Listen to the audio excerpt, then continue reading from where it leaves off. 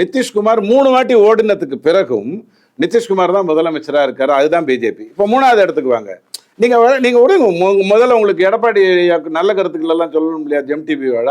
வேற ஏதாவது ஒரு மாநிலம் சொல்லுங்க. ஒரிசா. ஒடிசால பட்நாயக்குங்கிறவர் ரொம்ப வருடமா ஆட்சி செய்யறாரா? ஆமா. அவங்க அப்பா அவ்வளவு அருமையா ஆட்சி செய்தவரா? அவரும் அருமையா தான் ஆட்சி செய்யறாரு. அவங்க அப்பாவும் அருமையா ஆட்சி செய்தாரு, அவரும் நல்லா ஆட்சி செய்தாரா? 2024 கூட்டணிக்கு கேட்டோமா? ஆமா. கூட்டணியில வந்திருந்தா அவர் தான் முதலமைச்சர்ன்றதுல தெளிவா இருந்திருப்போமா? ஆமா. கூட்டணியை உடைச்சுக்கிட்டது யாரு?